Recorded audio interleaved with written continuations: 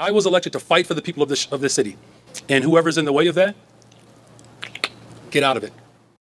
Greetings and salutations, loyal viewers of this channel. My name is Sean, and today we got to talk about the purges going on in the city of Chicago. Now, we've highlighted all the different various problems with Brandon Johnson, the current mayor of Chicago, before, but this time it is completely outrageous because Brandon Johnson has been targeting the school board and the CEO of Chicago Public Schools for failing to approve a 9% raise for teachers, which might sound good on its surface, but the reason why the CEO, Pedro Martinez, refused to approve that is because it requires the city of Chicago to take out a high-interest loan because they don't have the money for it, and he finds this to be incredibly fiscally irresponsible. So because the CEO is doing his job, Brandon Johnson has targeted all of the board members that sided with him, which is the board members, and gotten rid of all of them. A communist purge, as expected, from the communist mayor of the city of Chicago, and that's what we're going to talk about today. But before we do, I want to thank everybody who supports this channel via actualjusticewarrior.com/join. Give me the money. Give me the money. Okay. All 7 members of the Chicago Board of Education are expected to resign. This as Mayor Johnson continues a campaign to oust CPS CEO Pedro Martinez. Now, I appreciate the local news being straight up about their reporting, saying that Brandon Johnson is trying to get rid of the CEO because he stood up to him, because he stood up for fiscal responsibility in the city of Chicago. Because despite the clip that I played you earlier, where Brandon Johnson says anybody who doesn't lay down for his agenda has to get out of there, he's denying the fact that he has asked these people to resign, that he asked the CEO to step down, because Brandon Johnson is a former teachers union member himself, and he wants to do everything and anything to pay off this constituency. Dawn and Scott, it's a shocking turn of events today. All 7 members of the Board of Education are going to resign. This as CPS CEO Pedro Martinez still has his job and amid tense contract negotiations with the very powerful Chicago Teachers Union. So first and foremost, right off the top, I want to point out that the wind is in fact attacking this local reporter's hair, and I do feel bad for him, but you know what? Chicago is called the Windy City for a reason. Secondly, and more importantly, yes, you heard that right. All 7 members of the Chicago Board of Education have resigned. They have stepped down, and this is due in large part to the pressure campaign that Brandon Johnson is applying, and also the one that he's denying that he is applying to these school board members in order to give a big fat giveaway to the teachers union at the expense of the Chicago taxpayers. Now, sources who have spoken to the board members say they are leaving because of what they're calling a relentless pressure campaign from the mayor and CTU to fire Pedro Martinez for cause. Mind you, this is happening as early voting for the next school board elections begin and 3 months before that new 21-member hybrid elected appointed school board takes place. But the mayor today, in a joint statement with the board, is framing today's house cleaning as, quote, a transition to a new board. In a statement saying, quote, with the unprecedented increase in board membership, transitioning new members now will allow them time to orient and gain critical experience prior to welcoming additional elected and appointed members in 2025. So I need this to be 100% clear for everybody out there in the audience. If you believe Brandon Johnson's statement, the one that he issued right there about how this is actually going to help them transition to the new school board, which is going to go from 7 to 21 members, that's going to have a mixture of elected and non-elected members, you're an idiot. You're a fool. You're a buffoon. And honestly, you might be one of those people who voted for Brandon Johnson and doesn't regret your vote at this moment in time. Because the fact of the matter is that the only person who is advantaged, the only constituency who is advantaged by this is Brandon Johnson and the teachers union. Because now that they've all resigned, Brandon Johnson gets to appoint the replacements for those board members, and they get to vote for that raise, that they get to vote for that high interest loan that Brandon Johnson has been craving because he wants to bankrupt the citizens of Chicago in order to pay off this constituency. And again, on its own, if the teachers are doing a good job, cost of living is up, I'm not against them getting a raise. I'm not against them getting a little bit of help. But the fact of the matter is, Chicago's public school system is not doing well. Chicago's budget is not doing well. They spent way too much money on illegal immigrants in the city of Chicago, providing these services. Brandon Johnson has said that he's still welcoming to all these different various people. And the fact of the matter is, you just don't have the money to cover all these different costs. And Brandon Johnson's being being really sneaky about the fact that he's going to raise your property taxes in order to pay for this. But in reality, in actuality, it's just fiscally irresponsible for them to borrow money at such a high interest rate in order to pay the teachers today to damage the taxpayers down the line. So let's fill you all in on this extraordinary chain of events here. So CTU asked for 9% raises and no layoffs. They can't come to an agreement. The school board passes a budget without a high interest loan that CTU and the mayor are seeking.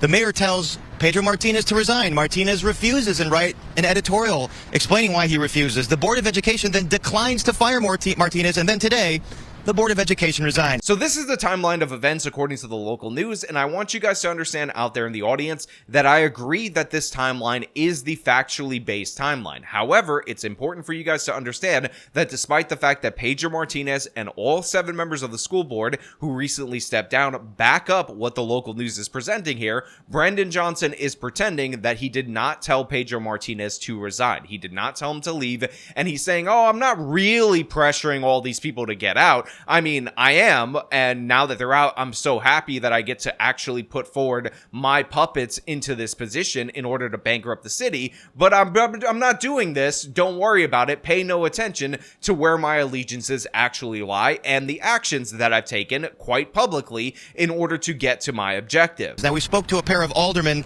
that called the mayor's explanation for all this lacking any credulity, and that today's maneuverings are, quote, a shocking case of dysfunction. For the Board of Ed to be forced out because they're unwilling to fire the CEO who's being fiscally responsible, it's a shocking turn of events right in the middle of a contract negotiation. I mean, this is the 3rd largest school district in America, and we need to provide steady leadership, and this throws a wrench in all of that. So here you have a regular, ordinary Chicago alderman who's speaking the truth about this, who's talking about how the CEO is actually doing a good job. He's acting properly. There's a reason why Brandon Johnson doesn't just get to make this decision directly, and Pedro Martinez is acting with the best interests of the taxpayers, and now they're all forced out, again, in the middle of an election season, in the middle of negotiations with the Chicago Teachers Union. And the fact of the matter is, I don't really have all that much sympathy for the Chicago Teachers Union because they labeled opening up our public schools, which we knew very early on during the pandemic was safe to do so because European countries did so, and they were not significant vectors of transmission, sexism, and racism. Oh my God, the evil white racists. How dare you expect kids to learn in person? Let us continue to get paid while not actually showing up to work. So I don't have any sympathy for the Teachers Union. Let me be clear about that. I can't stand Brandon Johnson. Let me be clear about that. But I also don't really know anything about the school board other than the fact that in this decision, they were fiscally responsible, and I think they deserve credit for that. However, they're getting nothing but condemnation from Brandon Johnson, and they're being forced out because Brandon Johnson is an authoritarian, and we all knew this was the case. We all saw this coming. It's on full display right here, and I just want you to understand that this is how people who run as progressives actually govern once they get into office. I've never, ever in my 25 years in public office have seen any type of dysfunction, disorganization as you are seeing right now today. I really believe that they're going to try to appoint basically a rubber stamp board of his CTU colleagues and friends in order to give CTU everything that they want before this board takes effect. So we just heard from another alderman, and honestly, I 100% agree with him. He is going to appoint, and I like the word that he used, his CTU colleagues, because Brandon Johnson was from the Chicago Teachers Union. That's where he was before he was mayor, in order to rubber stamp all of the demands of CTU, because that's who Brandon Johnson serves. And it's absolutely crazy to hear all these different various people who just got out of the Lightfoot administration talk about how they've never seen anything as chaotic as the Brandon Johnson administration. But that is the reality in this situation. For as bad as Lori Lightfoot was, again, there's a reason the residents of the city of Chicago voted her out in the Democratic primary.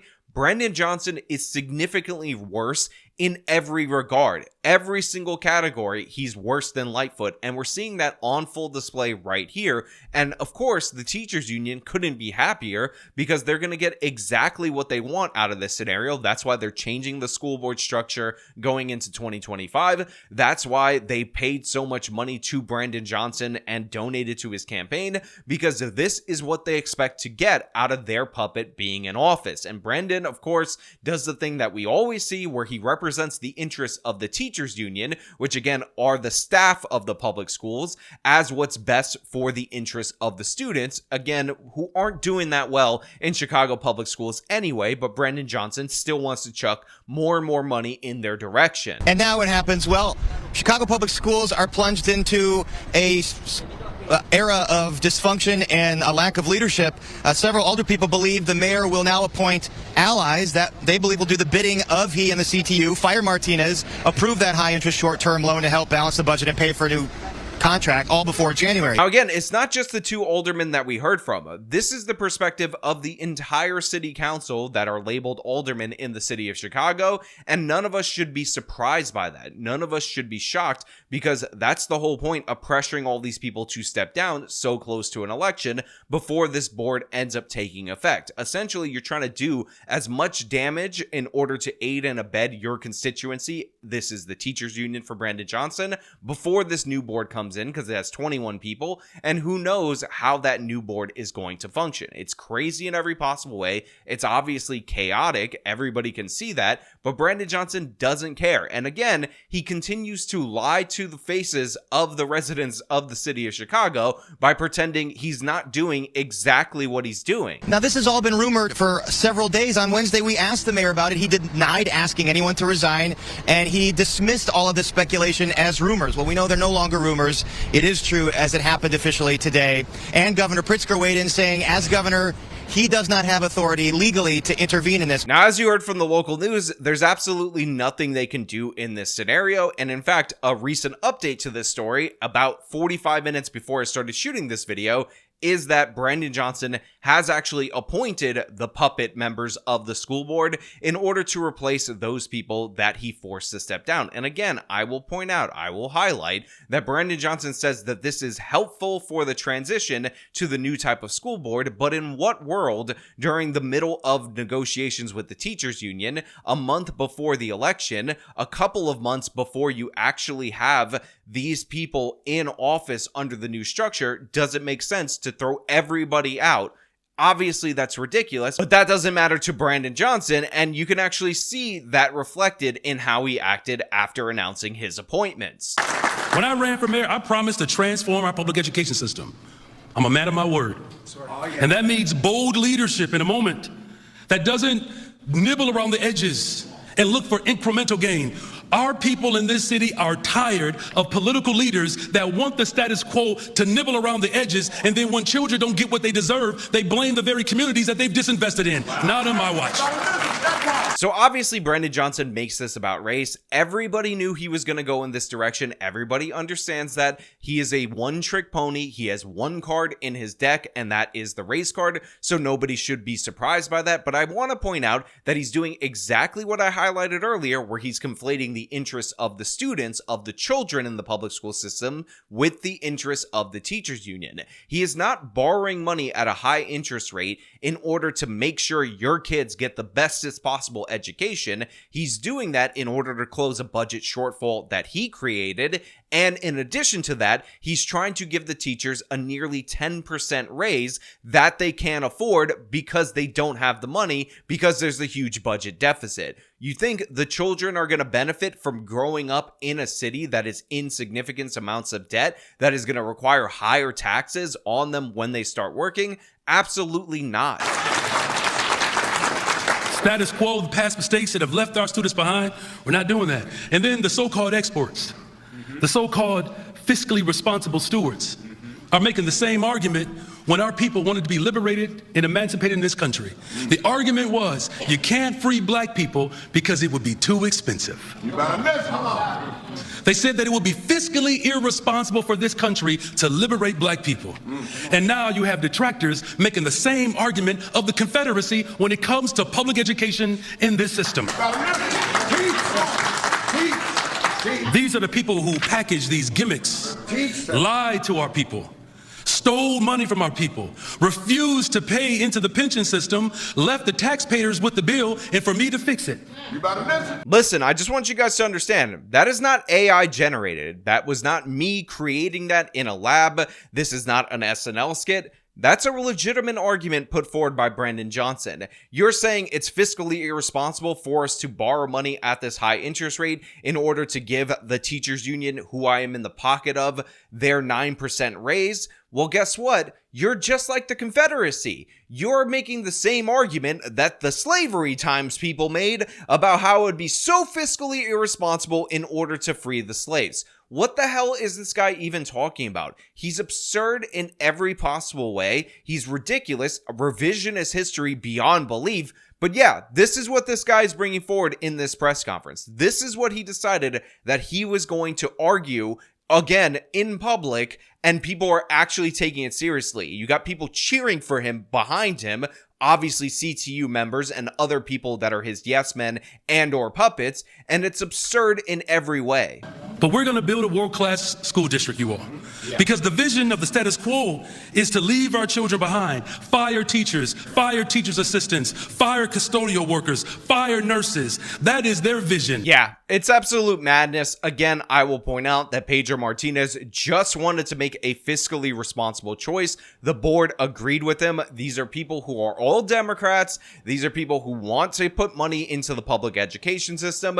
But Brandon Johnson is such a radical that he pushed this even further than these people could tolerate. But instead of actually addressing that, instead of actually making the argument, he just says, you're just like the people in slavery times. Go back to the Confederacy, Pedro Martinez, because we all know people named Pedro Martinez, top 10 in all of slave owners in the history of our country. He's basically the descendant from Jefferson Davis for not wanting taxpayers of the city of Chicago to be on the hook for this high interest loan that blows out the budget. But you know what? Maybe you don't agree with me. Maybe you agree with Brandon Johnson. I would be shocked if you do. But if so, let me know down in the comments below. If you like this video, show them by leaving a like, subscribe for more content, follow me on the social media, support me via the support links in the description of this video. This has been me talking about the absolute madness of Brandon Johnson. Till next time.